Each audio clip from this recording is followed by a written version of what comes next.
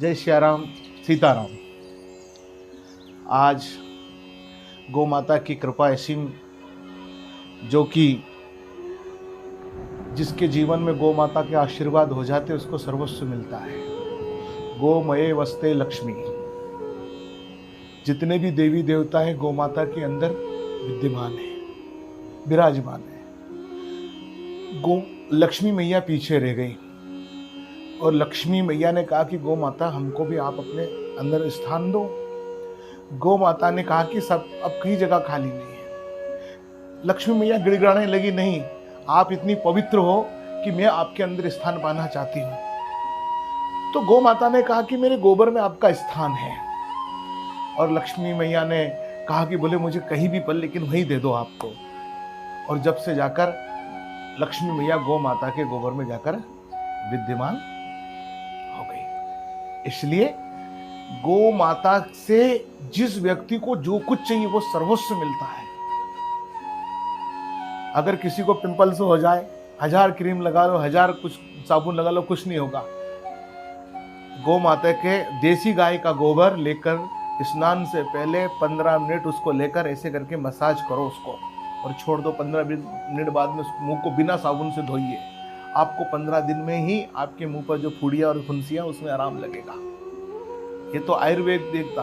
खेती किसानी में मतलब जितना गौ माता के विषय में हम वर्णन करें उतना कम है।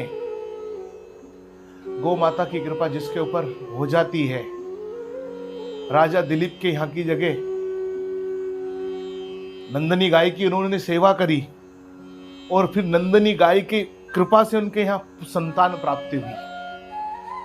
ये गौ माता की महिमा है भैया। भगवान कृष्ण ने 11 वर्ष 56 दिन तक अपने पैर में पादुका नहीं पहनी। उसका कारण था तो गौ माता। किसी ने कहा कि कन्हैया आपने पादुका क्यों नहीं पहनते? तो भगवान कहते हैं, बोले कि जब मेरी गौ माता नंगे पैर जंगल में जाती है तो भैया फिर मैं भी नंगे पैर रहूंगा। ये गौ माता की महिमा है। अगर भगवान इस सृष्टि पर आए हैं तो कारण है विप्र धेनु सुर संत हित। धेनु मतलब गाय के लिए आए हैं। अगर गौ माता इस राष्ट्र में नहीं है तो फिर ये राष्ट्र भी गौ माता से नहीं है। आज कभी कभी बड़ा दुख होता है इस बात को लेकर कि गौ माता रोड पर आ गई। और ये कलयुग का लक्षण बताया शास्त्रों में तो, कि जिस दिन गौ माता, माता पिता, संत महात्मा इनका अपमान होने लगे और ये रोड पर आ गए, समझ लेना उसी दिन से घोर कलयुग का प्रवेश हो गया है। हमारी बर्बादी के दिन चालू हो गए हैं। गौ माता की जितनी महिमा हम कहें उतनी कम है। इसलिए मैं हमेशा कहता हूं कि गाय किसान का धन है। कहता ना गोधन है कि नहीं? गाय माता किसान का धन है। अब किसान ने अपने धन को कहां पर पटक दिया? रोड पर। अब जब रोड पर उसका धन आ गया तो फिर किसान भी कहां पर आएगा? रोड पर ही आएगा। और कैसे आएगा? इसलिए सबसे पहले गोधन। और शास्त्रों में तो यहां तक कहा गया है कि गोचारण भूमि का जो उसके ऊपर कब्जा करके उसके अन्न को खाता है तो मानो उसको तो संत महात्मा को उसका चेहरा देखना भी गोहत्या के बराबर होता है।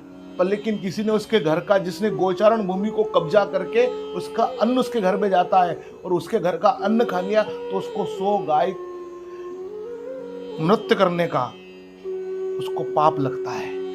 100 गो हत्या का उसे पाप और दोष लगता है। ये गौ माता की महिमा है भैया। जय श्री राम, जय श्री राम।